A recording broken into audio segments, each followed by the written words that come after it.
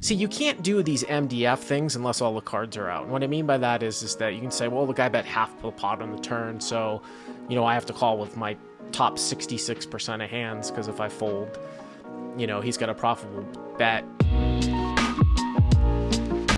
This is a 2-5 game at MGM National Harbor. Okay. I am about maybe $1,400 effective with the villain in this hand.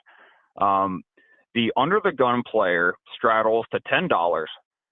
The cutoff calls a $10 straddle, and I am in the big blind. It folds to me with a queen X and the queen of hearts. So pocket queens with the queen of hearts, and we make it $55.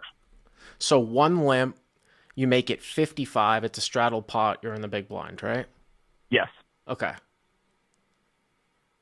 The under the gun straddler folds, and the cutoff calls. All right. So cutoff calls, and your head's up. Yes, sir. All right. The flop comes 6-6-3 with two hearts. 6-6-3 with two hearts. Okay. So 6 of hearts. I'm going to put out 3 of hearts, 6 of spades. Okay. So with a 120 pot minus the $5 rake and minus the $2 jackpot drop, the pot's 113, and I lead for $40. Okay. And the cutoff raises me to $140. So you bet 40. Cutoff raises you to 140. Again, this is he limped and called, right? Pre-flop, which probably he called. Yep. It's probably not that odd, right? In a live game, I'm sure. Oh yeah, no, it's pretty regular, I suppose. So what do you think the cutoff's range here? And then I'll give my thoughts. Yeah, of course. So the three most obvious value hands he has here: 7-6 suited, 6-5 suited, and pocket threes. Those are the three most obvious value hands that he's going to raise here with. He can obviously also have maybe some 4-5 suited. He can also have some random heart combinations as well. We do have the queen of hearts, so those are going to be somewhat limited, but there's still going to be plenty of those out there, enough for me to make the call. Well, I mean, obviously you're going to continue on. How about just any 6 is probably value? I mean, you could, I guess, would say that somebody might fast play pocket threes.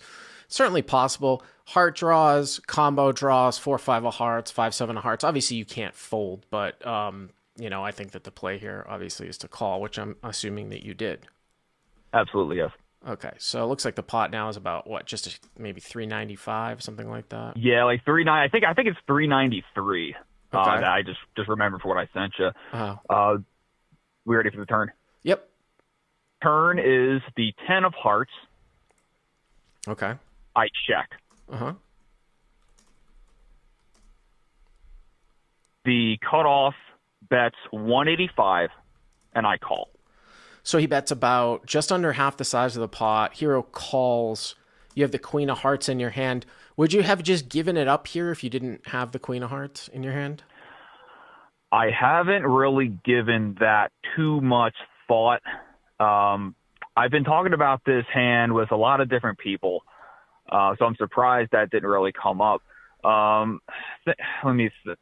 a really good question. That would probably require me to think a little bit, but for the sake of time, I probably would peel one.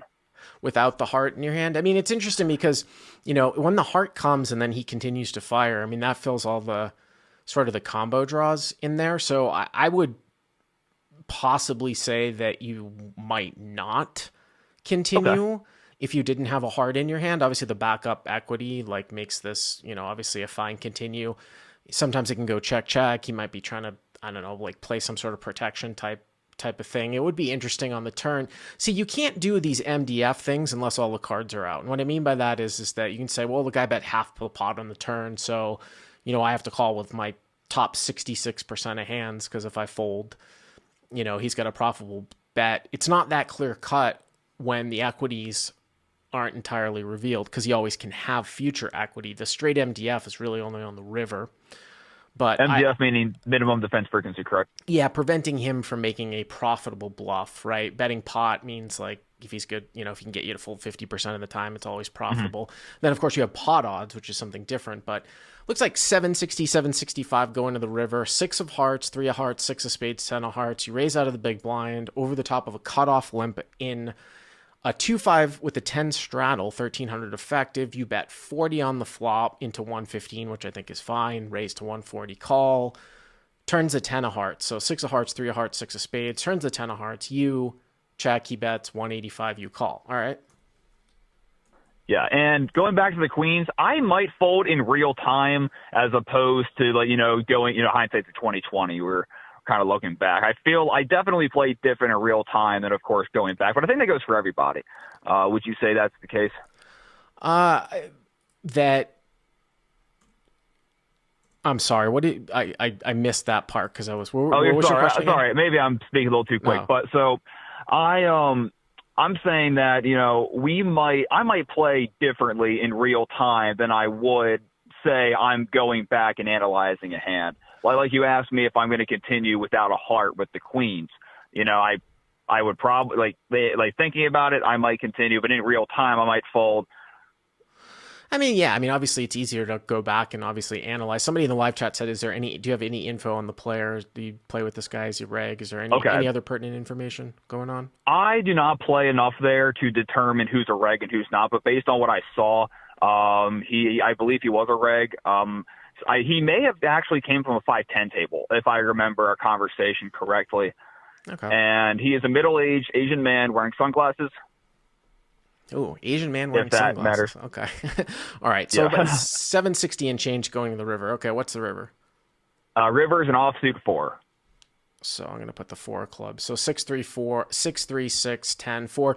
The only, I would say, thing about the 4 is that it pairs 4-5. I guess you could say it completes 5-7. I mean, it's not the biggest blank in the world, I would say, but maybe not necessarily relevant.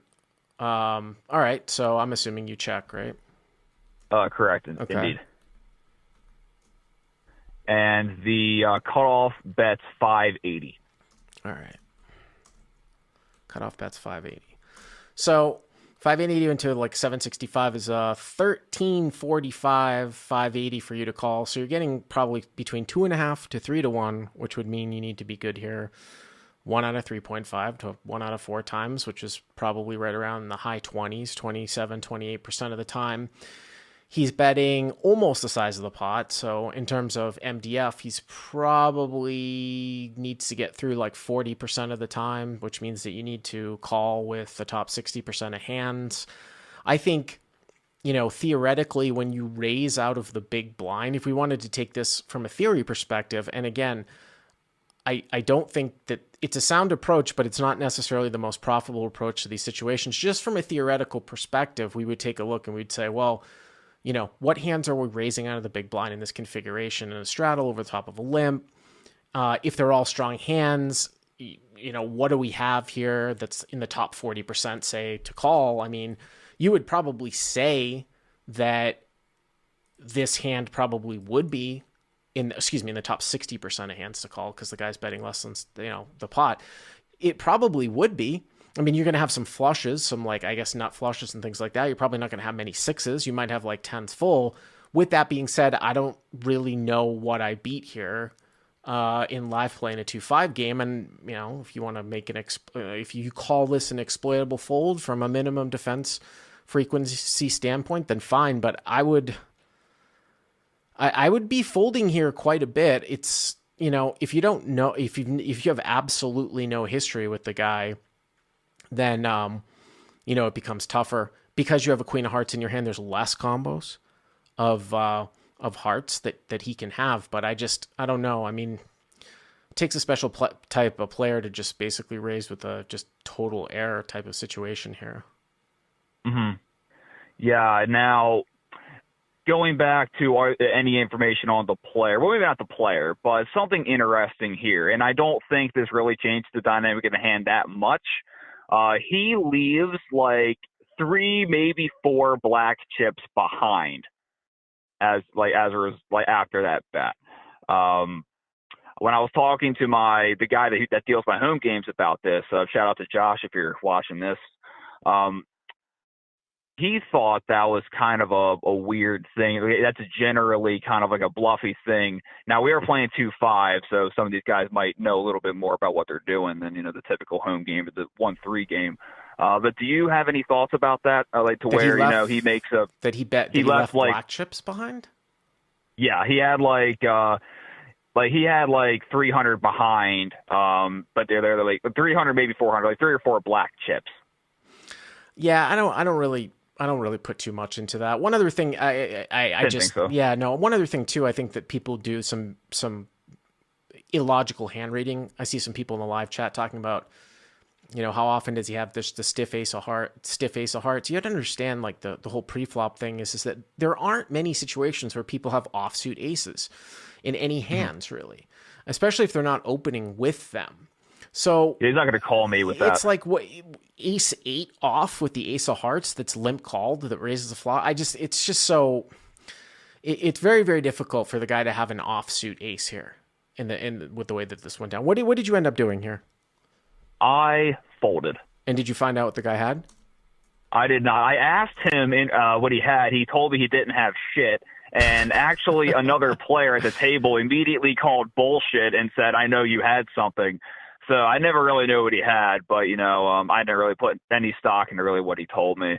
I did leave the table by 20 minutes later because I actually kind of felt bad about the fold. And I kind of told myself, I was actually taking a shot in this 2-5 game. I'm normally playing 1-3 or something like that. I kind of felt, in the moment, I actually felt like I need to make that call to play in these games. But the more I talk about this hand with other people, and you especially, I feel really good about the fold. Someone's saying ace 10. That doesn't make any sense to me either. Why is ace 10 betting the end here? The river, raise the flop with ace 10 and then bet the turn. No, I mean, listen, like I said, from a theoretical perspective, it's hard. I mean, this is why sometimes overpairs are checked on the flop when people can have trips in their range from the field and you don't.